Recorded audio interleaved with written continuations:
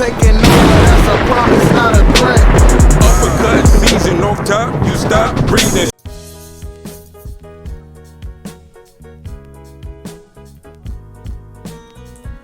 Yeah, what's good, yo? Welcome to another episode of Real Talk, where, as always, if shit's real, we talk about it.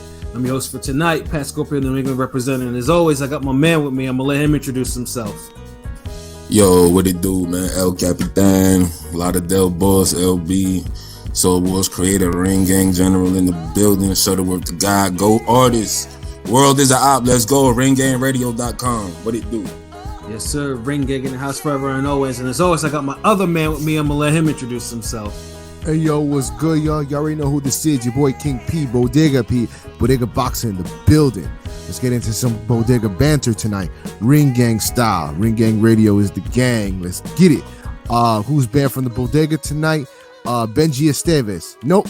You not allowed in there. Yes, sir. You know what I'm saying? You like to fuck niggas. Pause. But like, Pause. you a fuck nigga. So you can go to the gentrified Bodega with Lawrence Cole. So hey, I feel like we did a minority report on his ass because I brought him up the other night for this horrible reffing, and then it's like that manifestation shit is real. That's all I'm gonna say. Like, I mean, it was deja fucking vu. It was. It's like the only thing that would have made it perfect if he would have blew a knockdown call.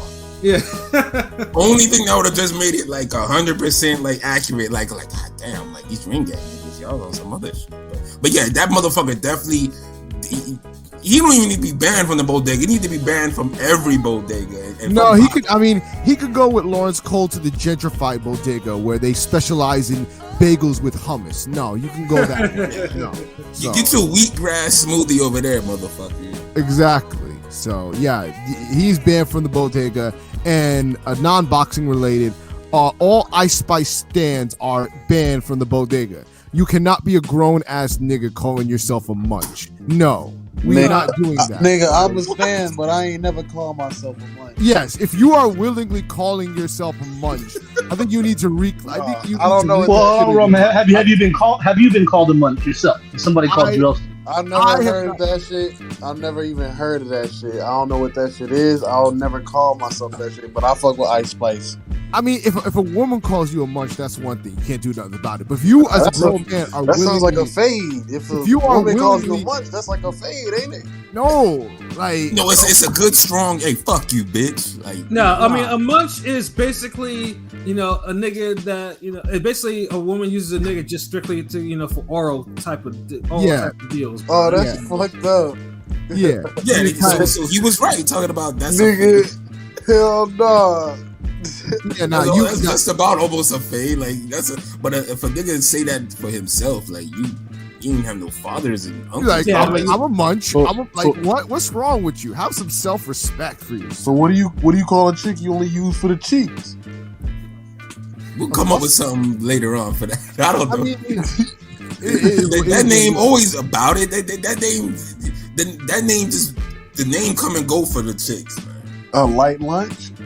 This nigga right here. So yeah, but like I said, first of all, it just the name, like it just doesn't sound right. Like I could never imagine myself saying, "Oh, I'm a munch." Like that just sounds like musty. Like no, we're not doing that. Like any guy says, put down. I mean, I get the munchies, but that's as far as that word comes close. Yeah, that's acceptable. Yeah, no, that's acceptable. Any guy. Like, yeah, but. Yeah, that's all I got to say about that. So you can't come to my Bodega calling yourself a munch. So you got to go somewhere else with that. I'm waiting for someone to make that into a sandwich or something. Like I feel like someone's gonna still go hard with that shit. I feel like someone needs to trademark that shit, if it's still available. Yeah, someone's gonna do something with that shit. Someone's gonna be like, "Hey man, I want a munch BLT or something." You gotta add like. Horse string or something. I don't know. Some bullshit. Add something to it. BLT. This nigga hungry as hell.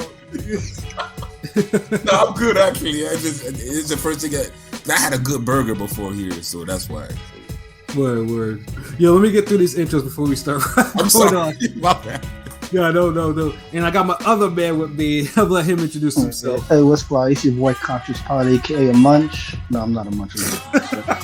Yo, you out. You out of here. But no, we got warning. Ref warning. But nah, you know what it is. Ring Gang Radio all day, every day. We're here. Let's get it. Conscious pilot, I thought he was elevated above the clouds, but this, he really called himself a Munch. So it's all in doubt right now. Yeah, he's going down. Like his plane is getting shot down. Hey. And last but certainly not least, I got my other man with me. I'm gonna let him introduce himself. Yo, what's good? You already know who the fuck it is. It's your boy Rome, top 5 in this motherfucker, nigga. Chicago's on. Hey, Southside, stand up. Ring Gang, what it do? Yes, sir. Rome top 5, aka Chicago win, because he leaves these niggas in the breeze. As always, man, it's always good to have him on here. Yes, sir, man. So yeah, we definitely got a recap for you from last night. Top Rank, not last night, Saturday night. Top Rank had a heavyweight doubleheader, which I was in the house for in Turning Stone Resort Casino in Verona. And of course, in the house. Wait, how the hell did you wait a minute? Why did you say last night? Like that was I corrected myself, nigga. What the fuck? You were the same time zone pilots in, like nigga. I corrected myself. I swear he corrected himself. Like damn, he said it like right away too. Yeah, exactly, nigga. Y'all niggas with the 30-second pauses and be like, hold on, and say the same thing over. Yeah, it's like this nigga really had me repeat myself, even though I said it. Like I said, oh, that's not last night, Saturday. Thought he had him. I thought he was gonna be like, scroll up, nigga. This nigga's a police, so police is what I say. Now, we gonna talk about the police soon enough, but Yeah, no doubt about that. But yeah, though we had a heavyweight doubleheader, and then we got to get straight to the fuckery from that card. Involved one, Mr. Jonnie Rice. He was brought in as a replacement opponent to face Guido Vianello, who is one of Top Rank's heavyweight prospects. Undefeated, 10-0-1 with 9 knockouts. So I think most of us actually predicted Jonnie actually winning that fight by stoppage too, if I'm not mistaken. Yeah, I know I said Rice by KO. I know that. Like fuck all that. Yeah, cause I'm pretty sure we all said stop. We all put stoppages on him because Vianello, we didn't think he's all that good. I mean, he hits hard, decent. Because I'm not gonna say he's trash because Rice deserves the credit, but yeah, absolutely. In the fight, he showed that there are levels. Like when you saw both of them, you could tell Jonnie was setting them up. Mm-hmm. But I just wish he was a little more active because a little more mean, huh? A little more mean, a little bit more aggressive.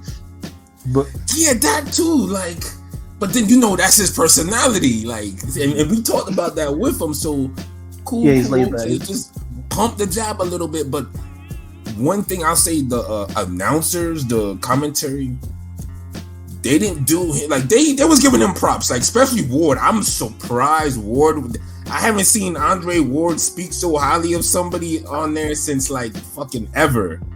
So I mean, I'm about to say shout outs to Andre Ward. Jeez, like, but yeah, he was doing a lot of props. And one thing they missed was Rice had a very deceptive timed left jab that a lot of times when Guido would try to rush in there. Mm-hmm. Rice would just stop him with a nice up jab. But they were really fucking calling it out like that. But I think because it was too sporadic. Yeah, I saw him hit him with that like maybe 5 or 6 good times though. Yeah, because Guido was just rushing in, and he was rushing in head first at most of them. Obviously I couldn't hear the commentary because he was frustrated. Guido was not good. Like I did not think he was good at all, and so I'm not surprised that Jonnie beat him. Like I thought Jonnie was going to beat him. I was never impressed with Guido. Like, so he's like he has power, and but he's to me Guido is just he's like in football. There's a term we use called a thumper. Like it's just a linebacker that just goes powerful rushing downhill, but like nothing else to it. No finesse, no skills, just going straight downhill, attacking physically. And that's so that's how we looked at LeBron for so long. Oh, okay. But like Guido's just a thumper. He just can only go just straightforward attacking physically and with two hands. Yeah, and you seen it though too. You seen it. That's all he did. Yeah, he got thumped all night. Yeah, but he was outworking dude. I mean, he was outworking him, and see, that's my only criticism with Rice is he was allowing the dude to outwork him, and it's like, damn, okay, I know what you're doing, I see what you're doing, but if you don't pull this off, in 4 more rounds, then you might could lose this shit. I ain't trying to see this nigga lose, yo. Right, and then in that course, it was in round 6 or whatever that Jonnie landed pretty much the most notable punch of the night, a huge right hand and Guido. I see Guido up and close. Like Guido is a big guy, and that right hand knocked him like a couple steps back. Dude, he hit that nigga with the damn DC Injustice next stage punch, because that motherfucker went on the next camera panel. Like he knocked them off for viewing. He knocked them off for TV, really. Yeah, I was like, God, and we were all like, God damn. And then after you saw, it's like, oh shit, he's leaking from that shit, and it wasn't like, it was just, I mean, it wasn't just like a normal cut. Like it was a cut, like literally across his brow and his eyebrow, like a straight horizontal cut. Like, ugh. I was like, who the fuck gets cut like that? Like, it's like, I mean, if you're gonna land a punch, and if you're gonna land one good punch in a fight, then motherfucker, you bet it need to be that type of punch. That's all I know. Yeah, I mean, it only took one punch. It wasn't like it was like a uppercut or a punch at an angle or something that would, you can rip the skin like that. It was just a flush right hand that Guido took, and his whole face was just like, yeah, you can see like the muscle and shit. It was that gross. Yeah, he flung himself backwards like, oh shit. Yeah, I was just like, God damn! I was like, and I'm thinking to myself, I hope Jonnie had some more right hands of that. But as soon as they went to the corner, like, they wanted, the doctor was like, nah, like, no, we gotta stop this shit. Like that cut's too bad. Yeah, that shit erupted on his face, like. Yeah. Oof. Pause. Yeah. Pause. Yeah. Pause. Yeah, that's a good. Oh shit. But then after that though, this is where the controversy came. Is we're all thinking like, oh, Johnny's about to get the TKO, and then Estevez is talking about it was a fucking headbutt. I was like, no. I was like, they're trying to pull a quick one. That was fucked up. That was he honestly, and he kept saying that motherfucker too. Like, dude, this nigga, and shout out to Jonnie Rice for keeping it real. Like they couldn't even bleep it fast enough, because he was like, I hit that motherfucker with a right hand. Yeah, exactly. It's like, I felt bad. I mean, Cat was there, but I felt bad when they were zooming in on his face and shit. Like, he looked like, I'm about to get robbed with this moment. Yeah, it was bad, because I'm thinking to myself, because I mean, over on the ringside, Lou DiBella, like a lot of the cats like were starting to like were about to have a fit, and Benji and Benji Stevens is over here talking about, it's like, yeah, I can't let the house fighter win. I can't let the house fighter lose, Until finally, I think. Didn't Lou DiBella go in the ring? Didn't Lou DiBella go in the ring? I thought I saw him in the ring. Yeah, because they're all calling to get it, to get his ass outside of the ring and have him watch the monitor. And the funny thing is, there's no replay rule in upstate New York. The commission, but I think, because the crowd was starting to get heated, because it's like, no, you can't do that. So they made him watch the replay on the monitor. I like how they did that too, and I like how they and my whole thing, like, you could tell he's a fuck nigga. He could suck a dick, because the way he was so nonchalant and had this casual, yeah, I fucked up. Like, he didn't want to admit he fucked up vibe. Like, he's like, I guess that's a KO. I guess I'll tell the other, like, you guess right, motherfucker. Jeez, like, do your goddamn job. Yeah, it was disgusting, because I'm thinking to myself, he's about to get, and then I think after that I saw him go to the corner and he's talking to Jonnie, and then Jonnie, he puts this, puts like the whole prayer thing together and nods his head, and stuff like that, and you see Guido was just, he wasn't really happy, because I mean Guido knew that he lost, but I think it was just the fact that he was going to lose. Yeah, he was kind of surly about it. Yeah, because he was winning the fight, but yeah, he was. You can't get caught with that. I remember when Roy Jones dropped what's his name, Montel Griffin. Yeah. In the first fight, and I think he only threw 7 punches that round, and he dropped him with one of those. Like, you know the skill and economical level you gotta be on. Yeah.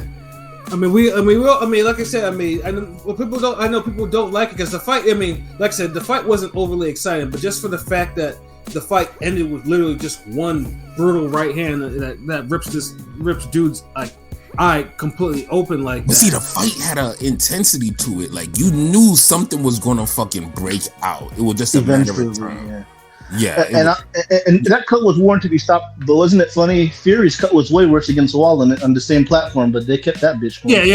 They kept Fury in the fight, like they're like, nah, like we can't lose this. We can't lose this Wilder bread. Like we can't have this unknown cat, stopping Fury for the first time, even though Fury needed to be stopped in that fight. Yeah, his eye was all fucked. But I think that's the way they choose who they want to stop or not. Yeah, Fury's cut was worse. Shout out to Joshua O. Oh yeah, Honey God as well. But yeah, Joshua crazy comment. Only Fury gets the get out of jail card for cuts on Top Rank. Facts. It is facts. I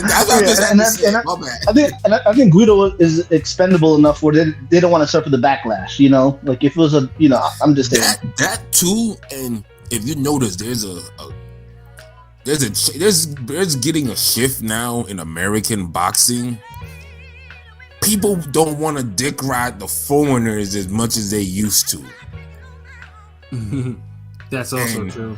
And when they seen that, look, Jonnie Rice, he a good dude. He threw the best. He landed the best punch in the fight, and hey, it was an obvious fucking TKO that they was gonna try to rob dude, and that rubbed a lot of people the wrong way. Look, if you're gonna get one of these foreign guys to come over here, and I'm not even dissing them, I'm just saying, like, cause this ring gang, we hype up everybody, like, nigga.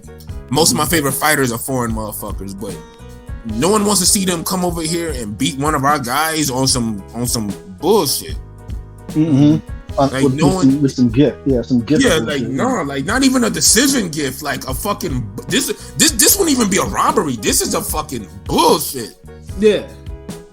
So that shit just had to stop. Like, I know everybody's not a fan of Lou DiBella, but he's cool, like, whatever, like, a lot of these people have issues with, they have their spot in the sport. Yeah. Lou DiBella's the reason why he's been in the position he's been for, couple decades now. Yeah, and you needed it. It's like, I'm just glad he was able to step up and say something and fuck it, like, I don't see niggas get robbed like that, jeez. But yeah, I don't know, what else y'all think? Do y'all see, let me throw out some names for y'all. Fuck it, we didn't do this in a while. Guido versus Dubois. Honestly, Guido would actually have a real shot because Dubois is just like shaky to me lately. Dubois is shaky, but I would still pick him to beat Guido. Yeah, me too. I say same as I think he's more explosive. I think he could get him. And let's put it this way: if Guido did pull an upset over Dubois, I would not be surprised. I wouldn't be surprised either because he's in that fight to me. Yeah. Mm-hmm. Dubois was a little bit more polished though, because Dubois, they still, both of them still don't move their heads like that, but Dubois at least. That's why he's in that fight. Yeah, exactly. But Dubois, Rice is too savvy. He's smooth. No, boxing skills wise, he's pretty slick, man. He's pretty fucking slick. He is. He trains with a lot of different cats, but I think LB said his temperament is. Unless he's like super motivated, like the first coffee fight. If it's something like that where he has to prove something, then you see that. That's what you see, like a vicious Jonnie Rice. But other than that, dude will just try to box you. But dude has legit power in his right hand. Like, dude, if he hits you with that, like he'll fuck your whole shit up. I'm gonna tell y'all, look, any motherfucker that's over 6'3" and they're at least 230 or more, they can hit you with a right hand that'll fuck your shit up.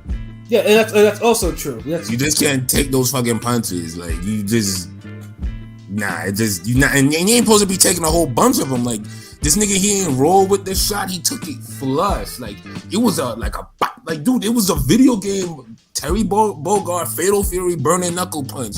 Nigga, rush with this shit. And he doesn't know it's coming. I mean, I feel like watching it, we all felt like Jonnie was trying to time that right or something eventually. Yeah, he was trying to. Yeah, we knew it. Yeah. With one in the all night. So he could have. You know what? If I think you know what it is, but I know when we get him back on here, we'll find out the real deal. I think if he was in a little better shape, he would have snuck that counter left hook under it too. Yeah, because I mean, let's say he did take that fight on 3 weeks' notice too. Because when obviously when Rivas dropped off from the main event, and then they made Stephen Shaw, they brought him up to the main card to face Efe Ajagba. Like they had to find something, and like I said, and we all it was a good move, like because Jonnie Rice, he had been on the shelf for no real good reason, and it was like, you know what, put him in the fight with the prospect, see what happens, and bam, the magic hits again, and dude takes another 0 from a prospect. Yeah, 3 in a row. Well, I mean, on the side of the street. 2 of the same guy, but yeah, three upsets, I guess, because I think people probably pick Coffee to win the rematch, right? Not me. I don't think I would think because that ass whooping was a little bit too thorough. I was definitely not picking that slob, but in respect to Coffee. Yeah, I mean, Coffee got his ass beat too thoroughly and bad, like in the first fight for me. I definitely. It was like Kalnaki, like those type of ass whoopings. I can't like pick you in the rematch. Like this is one of those. I gotta be in your camp to give you a chance. Like, I gotta see your shit for myself. Like. Yeah, because Coffee was pretty much this. What LB just said. Coffee didn't take none of it. Like he didn't roll the punches. He didn't slip the punches. Dude just absorbed punch after punch after punch from that guy, and they were hard. And Jonnie was putting the combinations together. Like it was getting heavy back combinations. Like it was bad. So it was like he was a motivated Rice. Like he wasn't just going through the motions or I'm gonna put hands on you. It was one of those. I'm tired of you motherfuckers denying me. God damn it. You don't need no big motherfucker like that fighting your ass. He put his all into that right hand. Yeah. It's funny because it's true. Like he literally put 300 pounds behind that motherfucker. Like, I'm surprised Vito didn't go down. That's it. I'm to Guido. I said Vito. He hit him with a Guido. Vito doesn't matter. He hit him with a Saitama punch. Right. Yes. Guido, Dorito, Fritos. Oh man! All right, but bow, like that shit was loud. Like that was what it looked like. Yo, Pat, like. How loud did that punch sound in the damn audience? Like, I mean, the shit echoed. Like, I mean, everyone was like, "Ooh!" Like, everyone heard that shit because it was like I could believe it because it sounded like that on TV. Like, I literally like it like you know how you focus and you're not like. I'm not gonna say I was lulled to sleep because the fight was intense because something's cracking about to happen. Not like the Shaw fight, but when that right hand went. All right, we'll get into that though. But. Yeah, that shit sent a jolt through my body. Like, oh shit! Like, hold on, wait. Like, yeah, let's go. Like, yeah. All right, shout outs to boxing with Ivan Montiel. Yeah, shout outs to Android. Fury will avoid Usyk. Yeah, I don't know, man. I don't know. But Rice is so fluid for his size. He is. Yeah, it's good to see that. Yeah, like, you can tell like Rice has the right amount of like athleticism, like to about a scale. Like if dude was like honestly, his opponent, if dude was more had more of a temperament, like a mean temperament, like some of these cats would actually be in trouble fighting him. Shit, let me ask y'all this before we move on. Seeing how Jonnie Rice been operating, do you think he will perform better against Ajagba? You give him a 6-week camp. Who would you call if they had a rematch? I mean, the funny thing is too, because I know off camera. When I was talking to Jonnie, I mean, Jonnie spoke like highly of Ajagba's power. Like, dude was like, Ajagba's power was crazy to him. Like he was probably like one of the hardest punches he ever felt. Like, I mean. Because it low-key seemed like Rice has gotten better, but Ajagba's regressed. That's why I was kind of asking. I was going to say, Rice is better now than before when they fought. So Yeah, I mean, and honestly, Ajagba looks smaller now. He's like that was like I mean I know what they fought in 2020 3 years ago seems like a long time since they've both either progressed or regressed. Yeah, it's kind of yeah. Shout out to Android, of course, as always. He said Rice is still fluid for his size, definitely. I would in 2023 I would pick Rice over Efe. Yeah. Same here. And I would too. Okay? But it doesn't mean though. But with Efe against Stephen Shaw, like I mean, I can't fault him for that fight because Efe executed his game plan to a T. Stephen Shaw was supposed to make a fight, and I actually and dude is a better fighter than that Shaw. I don't know what the fuck happened. Man, listen, I think people want Shaw to be better than what he is. Shaw did fuck all of nothing. Yeah, he didn't. Yeah, exactly. Like he had a fucking who's that one nigga who at heavyweight who be super defensive and he don't be fucking throwing enough back at you and he'll take everyone the distance. Well, it can't be Frank Sanchez. He's been kind of doing this thing lately. I was gonna say, no, not Frank. This is an older veteran type of name, not Tony Thompson. You talking about the cat that had no knockouts? I don't know. That does seem very Tony Thompson like. It does seem Tony Thompson-ish, but there's somebody else. Fuck. It's Kirk something? It's wouldn't happen to be one of the guys that Luis Ortiz fought.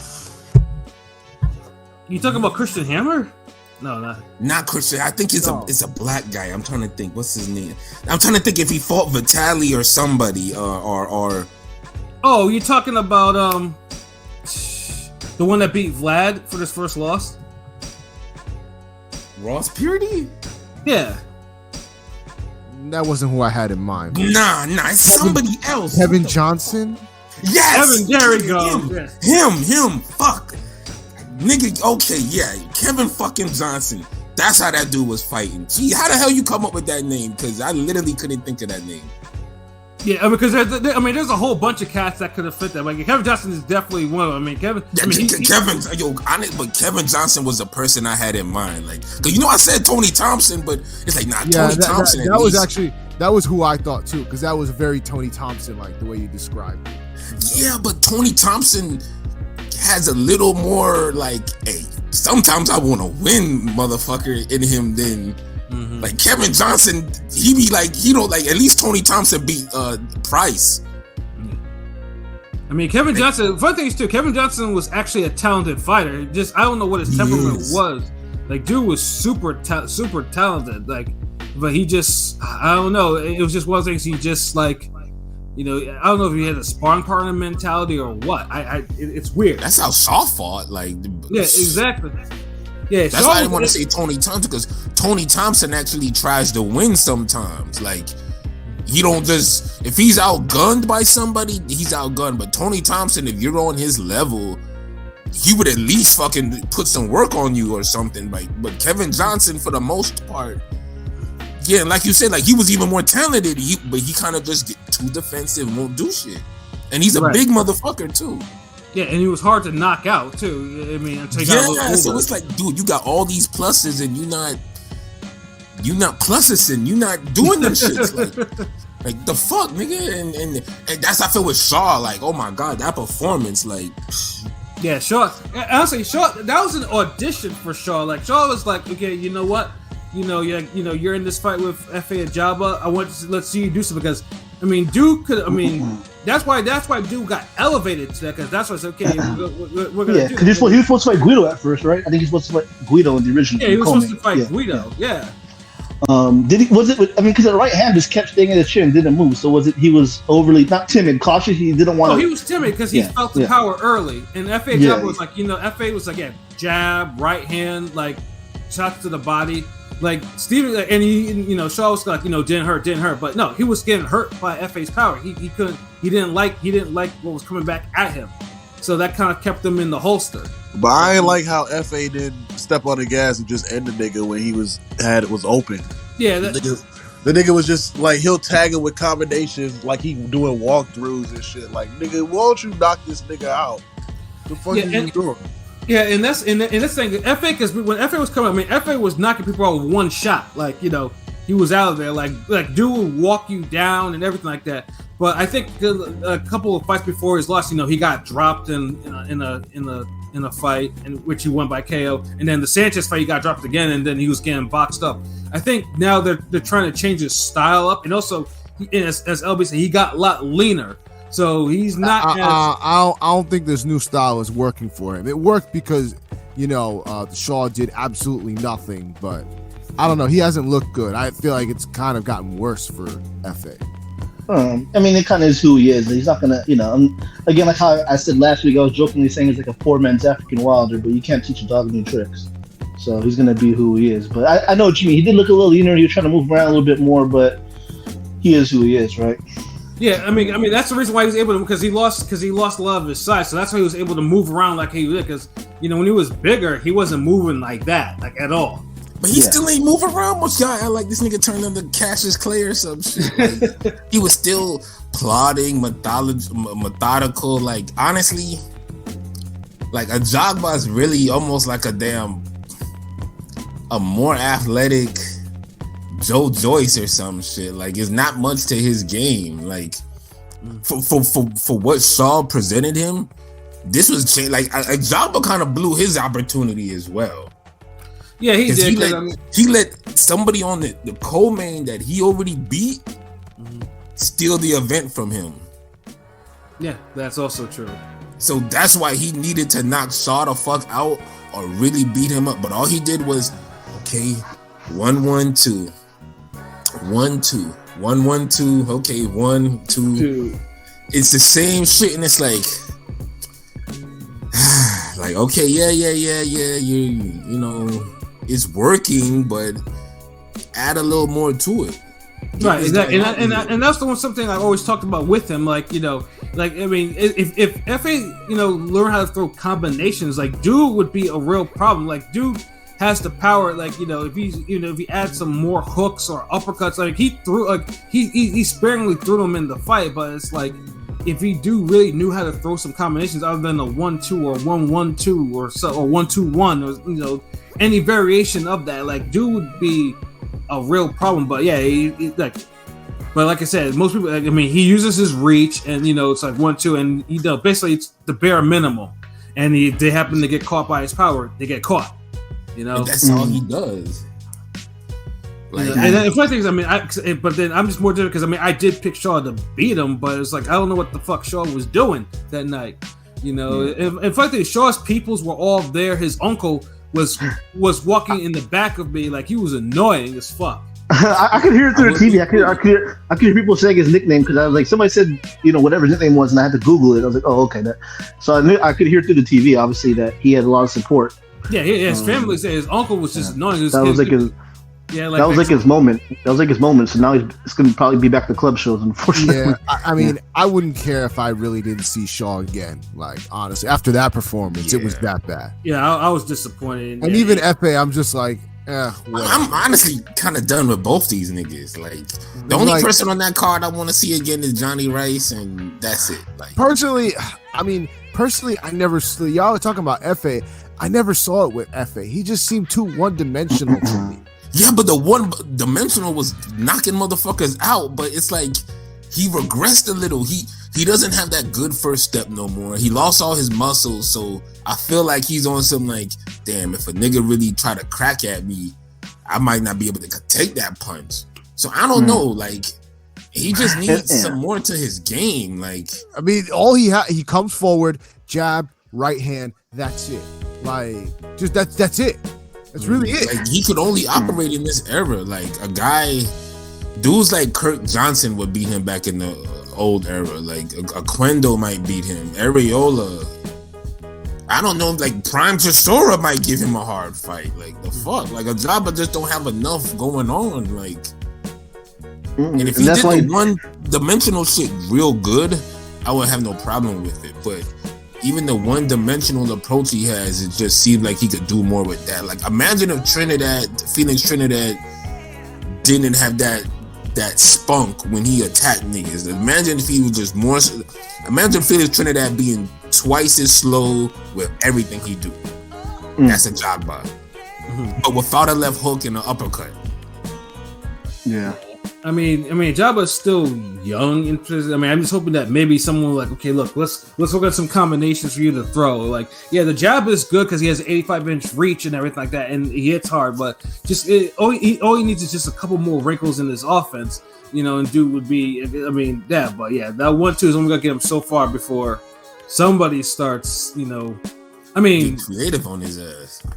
Well, it won't be Big Baby because I guess they trained together, and he's deliberately, when they got asked, he said he's not facing. That's my brother. So he's not going to be facing. See, this is the problem with heavyweights. Heavyweights, unfortunately, like honestly, heavyweights cannot be friends with other heavyweights. It doesn't work out that way. Like they do. Yeah, I mean, give him that.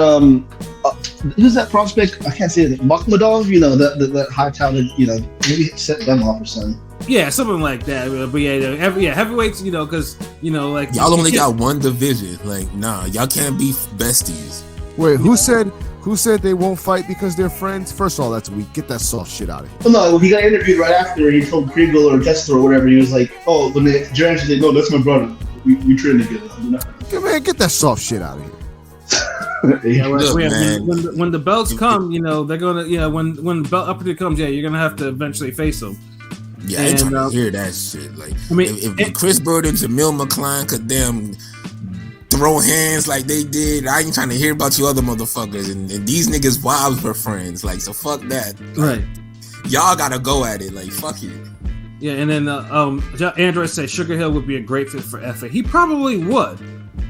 Sugar Hill. Anything to get him out of his damn comfort zone. Mm-hmm. And Blue Nose Lopez. Yeah, thank you, Joshua. Oh yeah, I mean, clearly, Lopez versus Abraham Nova. That was like the fight of the night on that card, like there. And Adam Lopez. I mean, again, like I said, dude took. He lost. But one of the knockouts was legit, but the second one was a fuck up. I thought Benji Esteves was in there. Calling it. When clearly got pushed down though, but yeah, that was an entertaining fucking scrap with him and Nova. And Nova got the win, and it was a good rebound after getting. It was on his birthday too, so that meant yes. You got a birthday gift, getting the second knockdown. Word, and then and like I said, Adam Lopez too. I mean, because I got a chance to talk to him afterwards, and he says his top ranked contract is up in about 2 weeks. So so basically, he's definitely going to be entertaining offers on what's next with him, because obviously this guy gets into wars on every single time. Like it wouldn't be an Adam Lopez fight without him getting into war with somebody. So. How did Brian Norman look? He looked kind of average. Like honestly, not good at all. After that first onslaught, he just had to recuperate for the rest of the fight. Yeah, exactly. Dude basically blew his load. Pause. Like in the first round, and then because I think he wanted the stoppage, but then after that, he was like, wait a minute, this guy's a little bit tough. And it was his top ranked debut, right? This was his top ranked debut. Yeah, top ranked debut. Yeah, and that could have went because he without the knockdown, the cards were very close, like very, very close. So it's like, boxing is like, boxing's kind of unforgiving when niggas take these unexpected L's though. So I could see how, Brian Norman though, he's gonna have to watch it. Dude can punch, there's no question about that, but you can't be out here trying to make a big splash and you're struggling after the first round. Like, nah. Yeah. Joshua talking about it right now. Big Baby and Ajagba have the same trainers and the same manager, so the fight would never happen. Oh my. Yeah, I think Jay Prince oversees, quote unquote, that's so overseas stupid. Like, yeah, dude, that hey, it's dumb, but watch the Vital shot and money comes into play. Then hopefully that these cats will change their tune. Like Mm-hmm. I don't even know, because how often does that make niggas change their tune? Just like Shakur and Keyshawn, they're under Crawford's camp. So man, listen. Anytime I hear about stuff like that, all friends and all that. Anytime somebody says, "Oh, well, two guys are friends, they're not gonna fight," I always point out Simon Brown and Maurice Blocker. They were best of friends at each other's wedding and went to war with each other in unification and then had lunch with each other the next day. So get out of here with that bull crap. Yep. There's more than enough examples of fighters who are an example for every era. Yeah. You know, sometimes it has to happen, whether they like it or not. You know, because either that or your career doesn't go anywhere. They have the same trainer. One of them can get a different trainer. That's that simple. Yeah. Danny Jacobs and Derevianchenko had the same trainer, and fight still happened. Derevianchenko just got another trainer. It's not that hard to get another trainer. And it's like, you already know how to do fights, so like you should be wanting to damn fight that nigga. I mean, hell, I mean, even an example, and this is a good example because it's the birthday of Muhammad Ali. Muhammad Ali and Jimmy Ellis had the same trainer, and when they actually fought, you know, it was like Muhammad Ali got himself another trainer while his original manager went with Jimmy Ellis. So it's like, you know, it happens. Like, you know. No, hold on. It happened. It don't happen no more. if I guarantee you, if Spence and Charlo would actually fight, I'm sure like Charlo would be training with Joan Guzman. Like it's not that hard to get a different trainer. The thing is, I just don't see them fighting this day and age. It's fucked up, right? You know, it'd be a great fight. It'd be a great fight when everybody cares. Joshua, we don't mention fights like that. Not even the Bird stand that we have here mentions that fight. I didn't even know Bird and Williamson were friends. That fight was so sorry they needed to be friends. Yeah, actually, that's a horrible example because they fought like they were friends. See, that's why I use McCline and Bird, because they were friends. Like even their wives were friends. Like their whole family was friends. And McCline was on some like, fuck that. You don't just get a IBF world title shot every day, nigga, on a pay-per-view where I got the world to look at me. And I'm fighting a little nigga and I'm 6'6" and I'm like 280, whatever the fuck. Yeah, let me beat this nigga ass. Like, yeah, like they were still friends, even though Bird said after that fight he was basically used up as a pro. Like, so that's what a friend did to him. Yeah, Bird and Williamson fought. They had a fucking gentleman's agreement. Like it was one of the worst nights I ever seen. Because I was like, damn, I could have been out at the fucking club or something like that. I actually stayed in to watch it because I wanted to see Williamson win to beat Bird. And he could have beat Bird. I don't know what the fuck was going on that night. Nigga, I stayed for Bird to beat Williamson. Nigga, fuck all that. Fucking tall niggas. You waiting around to see a tall nigga win. Nigga, they were the same size. Take your ass out. Like, go. I mean, Bird was probably fucking heavier than this nigga, man. The fuck? It don't matter. He's 6 feet and the other nigga's like 6'3", 6'4". I don't care. Dude, I'm tired of look. If a motherfucker just only weighs 20 pounds over you, whatever, and y'all the same physical stature close enough, and the motherfucker is still 3, 4, 5 inches taller than you, motherfucker, you're bigger than me. You're not gonna just win this off of 10 fucking pounds. Like, nah. Let me see, because listen, them niggas was too close inside. Hold on, let me see what this. Okay, yeah. Chris Burr was 213. Tetra Sleep was 225. So it was close. Okay, nigga, jeez. What the fuck? Yeah, I mean, still, it was obvious he was the bigger person. That's why everybody was complaining. Like, dude is trying to outbox Bird, but won't he just go at him? Yeah. Remember, it got so bad. I think what the commissioner was talking about holding their purses. Yeah, he was about to disqualify both of them because them niggas was not fighting. You know, that was a horrible fight. Like, I was upset that I actually stayed in to watch that damn fight because I was like, I could have been out doing something. You know, that night. That was one of the few times I was really pissed about staying in because I watched a few times I wanted to tape over the fucking fight because the James Toney fight was on the undercard. I think he fought with Monty Barrett. No, not Monty Barrett. The other nigga from Dominic Gwynn, was it? Yeah, and that was a horrible fight too. Yeah, but at least you saw somebody getting their ass whooped. Right, right. Yeah, but out of all the young prospects like Haven Brady and all them, Dante Benjamin, did anyone stand out to you? I mean, because no. Some of them are struggling on the TV, so I mean, there's, you know, I'm just wondering if any of those prospects. That card was struggle. Like that card was struggle. Sorry, Rice was the best part of that event. Yeah. I think LB said it best. And the Nova Blue Nose fight. Yeah, we all knew Nova. Yeah, we all knew Nova was going to be good. Yeah, like LB said, Rice won the weekend. You know, he won the night. Definitely. Yeah, he pretty much in the Jabba, he had the chance. It was there. You know.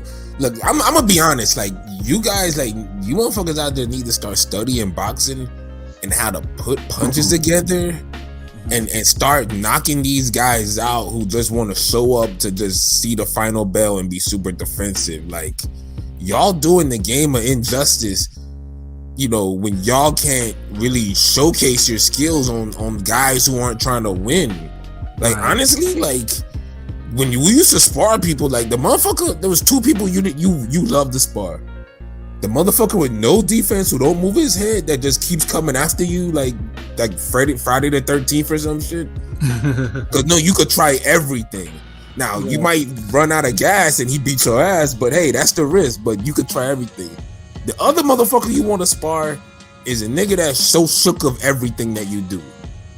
So you just get to walk and follow him around the ring, trying all your special moves and shit because he don't want to engage. And if you know what you're doing, you beat up those types of people. These guys aren't getting beaten up and stopped, and I need to see that happen. Yeah, they're not at all. Like, you know, some of these guys. I don't need to see you pit pat jabs on a motherfucker who's on the ropes, thinking he goddamn the next generation James Tony Casamayor or some shit. Like start digging to the body, putting punches together, throw 80 punches around sometimes. Fuck. Like, geez, like, y'all nigga, like, use your goddamn muscles. Like, what the fuck? Like, I mean, let's put it this way: heavyweight work rate is, I mean, with the exception of like the rare examples, like a Chris Arreola or some shit like that. Like, you know, it seemed like everybody threw more back in the day. Like, I don't even like. We're bringing up Chris Arreola in 2023. Like. When the old Chris Arreola is throwing like 1,000 punches for Kalnaki, like, come on, man. No, you're right though. I mean, you're absolutely right. Yeah, they like, honestly, I feel like we try harder with the podcast critiquing these motherfuckers than they do when it's time for them to fight. Yeah, I mean, I hope they take offense to that because it's honest. Like I need to be seeing some more than what I see. Yeah. I mean, like the heavyweight championship. I mean.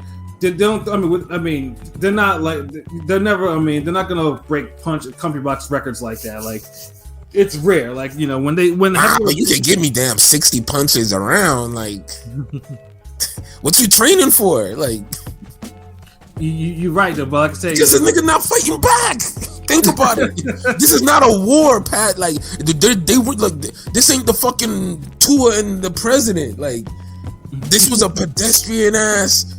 Okay, I box, you box, you box, I box, you step, like that's the type of fight we got. And come on, like run some more combos, like watch some De La Hoya, Leia Ali. I don't know, watch some finishers and get motherfuckers out of there, like Kawasaki fights or some shit. Like, I mean, you right, bro. I mean, it's not, I mean, you're preaching to the choir. Yeah, you know, it's just like, you know.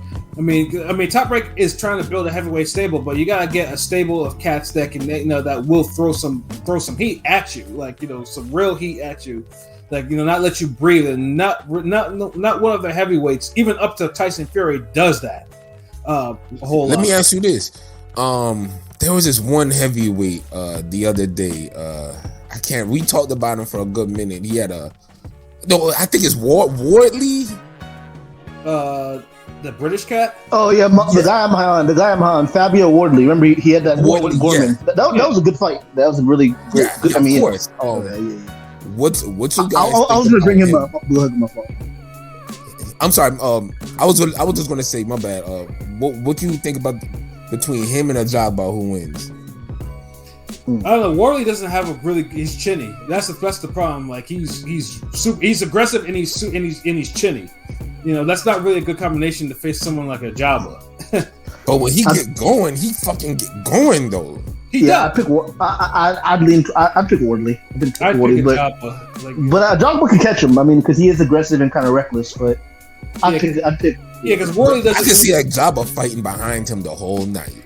But Wardley doesn't move his head. That's the whole thing. Wardley's super aggressive. He doesn't move his head and he's chinny. These are not the type of characters that you know that you think that would beat someone like Ajagba always easily. But like, Ajagba don't be moving his head like that either. Like that nigga he a fucking mummy, yo. Yeah. Well, I was asking about Wardley versus Jonnie Rice. Who do you think wins that, LB? Wardley versus Rice. Wow. And we're talking about all things equal, 6-week training camp. Yeah, full camp. I still would lean to Jonnie, but the reason why I say Wardley's, like, honestly, I give Rice a better chance of beating Ajagba in a rematch than Wardley, and I say this because like Rice has a shot against Wardley. He a sniper for dude. But if I think if he doesn't hurt him or get him like get his distance right and he lets the dude get too aggressive, like I don't think he like Wardley will get more shots on him than Guido would. Oh yeah. More angles, more punches and bunches, more different types of punches. So he'll like Jonnie Rice, he's gonna have to really like compete with dude. He can't just sit behind dude and just hold the He can't be timid. Yeah. Not only that, like he could use the same strategy, but it has to be an active approach. He can't, because he'll get beat up a little more trying to employ that same strategy. And the thing is, I think that strategy will work, and he would probably knock the fuck out of Wardley. Like, Wardley's lack of head movement is gonna get him his head knocked off one of these days. And I can see Jonnie. But the thing is, against Rice, if he comes at Rice with 60, 70, 80 punches, and which he's capable of, and just blitzing dude, that's a hard time. That's still a hard, because now Rice is gonna be have to force to fight him or push him back, and that might take away the type of right hand he wants to throw. Because his right hand seems like it's the best when it's he's setting you up. But when he's got time, when he's got time to, he got time and shit. Yeah, which Guido gave him a little bit of. You can be able to, you're going to be against a guy like Wardley. You're not going to be able to set up your traps and counters. Yeah, so that's how I look at it. But that's like a 55-45 fight for me. I favor Rice still. But I don't know what other names. I agree, Sutter, especially in today's age with this influencer garbage taking the spotlight. They need to stand up. Yes, and we've been saying boxers that needed to stand out for years. When Larry Merchant was telling you motherfuckers you needed to stand out, y'all niggas was getting all feelings hurt and shit. And now look, y'all wish y'all listened. Because if everybody was knocking people out and giving the best performances they could day in and day out, nobody would get a chance to fucking even think about jumping in the boxing and do what these influencing niggas is doing. Not gonna lie, I caught a little bit of that what a Misfits boxing they had this weekend, and that shit. The little bit I watched more was a little bit more exciting than the ESPN card. We'll be honest. I mean, that's not really a hard thing, huh? That's not saying much. Yeah, I'm just saying. I mean, it's, the influencer shows are keep your eyes glued more than sometimes the regular cards. Yeah, and because the reason why is because A, they're not trained, and two, like they don't know, they can't really control their punches. So I'm just waiting for the time where an influencer really gets hurt doing that shit, and they're not gonna be like, they're not, it'll be, this is a bad idea, but it's a great idea. It's just boxing is fucking stubborn and hard headed. Instead of trying to take the best elements from the influencer boxing, we're completely up against it, and it's to the point where it's like I feel like like a nigga need to be on some undercover boxer shit and just be an influencer and start whooping these guys' ass. Like I said, I'll do it. I'll fucking do it. I'll be that guy. Like if y'all need a nigga who really box and fuck it, I'll do it. I mean, get PJ to do that shit, or get PJ. He's a little younger. I got all these medical problems, but shit, that's what make it interesting. Fuck it, like shit, nigga. I fuck my neuropathy, nigga. I got one leg, and I think I move better than some of these niggas. but that, goddamn. To Andrew's point about the influencer boxing, like look at Jake Paul. It literally got announced today he's going to be on ESPN now for pay-per-view. He's already been with Triller and Showtime. Now he's just hopping over across the street. No problem. No problem. He be on HBO too. Yeah, and exactly. Andrew said both Efe and Shaw should have been gunning for a Sports Center top 10 highlight. Yeah. Facts. Yeah. Exactly. Y'all two big black fucking heavyweights. And y'all don't try to make a highlight for the weekend? I give a shit about the Eddie's Top Rank or those UK cards, but shit, that Wardley Gorman fight, that was way more exciting than the main event for Top. Yeah, I mean, it is though. That's just how it is. And Nathaniel's like, hey, what's good? Misfits just had a pro boxer fight on their card. In fact, two pros. Yeah, because that's the one thing about boxers, because there's a lot of different avenues opening up for them. So sometimes some of them are just getting in where they fit in. Yeah. Because they're seeing. Look, I'd rather fight on one of these misfit. If I gotta promote something and I want to reach a fan base and really shake up the sport, let me get on one of these misfit boxing cards and fight one of these. I don't know. I don't want to use the word jobbers. I might call them Ubers. Now, which is a jobber YouTuber. I'm pretty sure get Rome to fight on these cards. Rome probably beast on these type of cards. Dude, nigga, honestly, I feel like I would be, dude, I would literally do a fucking ring gang versus any team of boxing influencers, and we could go down the line. Honestly, us 9 against whoever 9, and I think we will win each one. Whatever weight class you want to choose, we got it. Whatever age group, dude, it's like it's so much potential. Like, bro, but that's the thing. Like, the pro boxers aren't standing out apart from the YouTubers enough, and which is sad to say. Like, as it's sad. Like, only the women are doing that. Yeah. And even there's still old school views on women's boxing that's still prevalent. So it's like, which is sad. Gender fucks.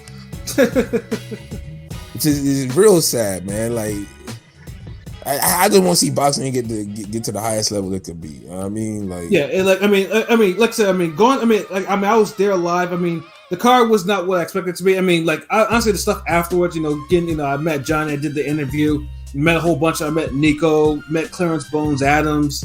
We gotta post up the pictures, yo. Also Guido. Guido wasn't necessarily in the best of moods when I met him, and Adam understandably. Lopez. Yeah. Because I had to just ad-lib that in there because you said it like he should have been like happy to see your ass. Yeah. I get knocked off a fucking a 2-page comic book panel. I'd be be kind of pissed as well. Yeah. But I mean, it was still a good time. It's just because I'd say it was my first live event in 12 and a half months, give or take. So it's like, it was just good to be there, just to be in the ambiance of the whole shit, though. But that heavyweight double was a missed opportunity for some highlights to happen. But like I said, Jonnie won pretty much the event. Jonnie pretty much now is probably one. Hey, like Jonnie said, he's a free agent, and he can go fight anywhere where he give wants. him a big fight. He's ready for a big fight. What do you think is a fight for him? Like, if you're the boxing god, you could make a good fight for him where he has a chance. He's an underdog again, but it's a good money fight for him. What fight would you choose? I mean, the Worley fight would because Eddie would pay top dollar to get him on there. That's a good fight. Yeah, Worley would definitely be a good fight for him because, like I say, it's a winnable fight for him if Worley isn't careful. So I mean, I would definitely. What about the Frank Sanchez fight? I still think he could fuck up Frank Sanchez. I don't care what y'all say. Like, I wish they made that for him. That would have been a good fight. I like Sanchez's skills though. I think Sanchez is a bad style for him, honestly. So, but yeah, I would still like to see that fight. I feel like people don't fight Frank Sanchez. They let the whole Cuban boxing mystique razzle dazzle them like Ajagba did, and and Frank Sanchez just does what he does. Well, I feel like Frank can fight back though, and that's the thing. If you fight Frank Sanchez, he can fight back. I feel like he does. No, Frank's got skills. I feel like he could beat most heavyweights. I mean, not most heavyweights, but he's a live dog against most heavyweights. But see, just because you can do something, don't mean that's the best thing for you to do. I don't think Frank Sanchez, I think, could fight back these guys. He has the quicker hands. He has power. He has the movement. But the thing is, I don't think that's going to be his best bet for guys who punch as hard as Rice and Ajagba. He fought Ajagba and he beat him clearly. So it's Ajagba fought like he, knowing like he didn't care. Like, I'm talking about somebody has to fight Frank Sanchez like his fucking family is kidnapped in somebody's goddamn attic. I got kind of a hot take. I think Frank Sanchez could beat Andy Ruiz, to be honest. Yeah, what the fuck? Yeah, well, Andy Ruiz I didn't know. is higher. I've been saying that for years. I would legit pick him to do that. Yeah, okay, never mind. Sanchez will beat Ruiz. Well, because Ruiz is like at worst off the merit. He's got to be a sixth best heavyweight because he's a former champion, semi-recent one, right? So I don't know. Yeah. Him or Joyce. Ooh, okay. This nigga spitting. He said Dylan White versus Rice. He said, "Yeah, White is pretty washed, but it's a good fight to introduce Rice to the catch." I could fucks with that. I don't want Rice to go to the UK because if it goes to decision, you know he's gonna take that L. I would think he would knock the fuck out of him. But I mean, he get a nice payday. But I'm just saying that it's worth the risk. If it goes to the cards, and it's not gonna be probably a 10-round fight. If it goes to the cards, he definitely get a hold on the cards. And we're gonna talk about it the Monday after. Hergovich versus Rice. Yeah, honestly, that would be because Hergovich did not. Like I said, Hergovich was struggling in his last fight. He struggled his ass. I think Rice beats him. Shit. Hey, Zane's a dog though. I thought Zane won that fight too, but yeah. Yeah, that Hergovich fight was disappointing because it's like, god damn, like you're really struggling out here like that, like geez. Nigga went from Boogeyman to Boogie Nights. Yeah, it's like Hergovich is he has sparring videos of him beating the fuck out of Wilder, like shit like that, and Wilder's considered a top heavy. So I'm just glad the Boogeyman comments are gone from him because I was hearing that a little too much. Yeah. I like Bob Boogeyman to be actually kicking the shit out of the top 10 fighters and really doing that shit too. Not like when they get the top 10 fighter, they get wobbled and dropped. They barely pop lock and dropped it. They get pop lock and dropped in this shit. Okay, I see. I'm just going back reading some of the these YouTubers are also snatching up dates and announcing shows at a much faster pace right now. Shit is starting to yo, I ain't gonna lie, cause shout out to Android. When he be on Twitter, I be seeing his tweets. That dude legit be getting pissed at these goddamn missing shows. He be spitting facts though. He do spit fucking facts though. That's why I gotta respect it. But he be getting I could tell he's like, god damn it, boxing wake the fuck up. Hey Beth. So it's funny. I'm seeing your comment of Frank should fight Kong Ortiz. I've been saying for years. I've been saying for over a year now. Frank Sanchez versus Luis Ortiz. The loser has to reveal their birth certificate so we know their real age. I thought you were going to say, old generation versus new Cuban. He's like, nope. Yeah, I don't believe. If Frank Sanchez is 29, then I'm 21. Yeah, exactly. That's a grown ass man. Nah, bro, get out of here. This nigga has grain in his stubble. Fuck out of here.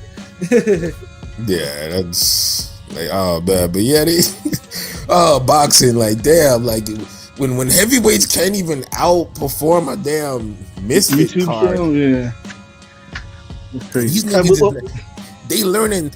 We not gonna marinate our YouTube fights. We gonna give you whoever the fuck y'all want to see. We gonna make them fight yesterday. Right, right. Boxing, y'all could keep this whole damn. There could be only one Highlander ass fights where a nigga got a damn wait 3 years and didn't he talk about fighting somebody else that he said he wasn't gonna fight, but now he's gonna fight him for no belts at a different weight class. Yeah, niggas is tired of that stupid shit. Even though he's mandatory for one. Even though he's mandatory, yes. Yeah. How you the truth and you afraid of Florida niggas at 147? Yeah. That's a whole nother problem. But yeah, but it's shit like that keeps happening. That's making people just go away from boxing. Boxing is getting treated like hip hop now, where people see how they could jump into hip hop and get a little notoriety, get a little clout, and then do something else and have a whole career. That's what boxing become. Sounds very culture vulture-ish. It's getting bastardized. That's what it is. That's why bastardized for money. Yes. Dude, that's what it is. That's why I can't even complain or shit on it. Because, nigga, if I could get in that, nigga, I would. Get the fuck out of here. They printing up money over there to do something that these niggas can't even do that good. Who wouldn't want to fucking box at a novice level and get 100 racks. Yeah. And people show up to see all your fights. Look, these niggas be in the arena for all these fucking bullshit fights. That's what I'm saying. Yeah, when you have these pro niggas, motherfuckers be like, oh, Steve Cunningham versus Wayne Braithwaite? Yeah. I don't have to see that. I'll show up when Darchinian and Ekbeko fight. And I'm like, nigga, like, the cruisers be cruising, like, Cunningham, like, I made sure I was there early at the damn Panthers arena to see that shit. And they had that on the undercard, like, so, but you see how we care about that shit? They care about, like, that to the extreme with these YouTube niggas. Like, boxing need to get to that level. So that's why it's almost like have a misfit card where you got 3 of these fucking Ubers, and then you put 3 fucking heavyweight title fights or whatever the fuck. Best of both worlds, shit. Right. And make sure these niggas fight like you might have to do that UFC shit though. You get that extra check for having the performance of the night. No, Oscar used to do that. No, make a trophy and everything. Make it a big event. Make it a trophy. Yeah, get a trophy. Yeah, Oscar did used to do that shit. Yeah, get a trophy. Make that a new thing now. Like, bring that back, cause y'all niggas be just letting the damn sport die with y'all performances. And, like, and doing that and wanting more money and putting shit on pay-per-view where your performances don't warrant it, nor your opponents. So yeah. And he's right, like Jake Paul, he will abandon his love for boxing for $1. Just watch as soon as he starts his MMA, and that's facts. That's facts. Like, and the thing is, I can't even fault Jake Paul 100% for that, because you see UFC, the pay scale, the model is fucked up, and the heavyweight champion left. UFC, like, anybody fighting need to get paid good money. Yeah, the heavyweight champion just left and had it, made an interview about it being money, but also being other stuff, But their model works, I guess. I just want to see that. Yeah. Oh, shout outs to Beth. I see you heard did at least 440K something like. I can believe it. Yeah, like LB said, like I was watching it. It wasn't like the third fight on there. That stadium's full in the UK, or whatever, the O2 or whatever. That shit's crowded as fuck. Yeah. Yeah, I bet it was. I bet it wasn't as full as when Froch fought Groves. Yeah, exactly. So no, I'm just fucking with y'all because it sounds like he would tweet that shit if someone said that.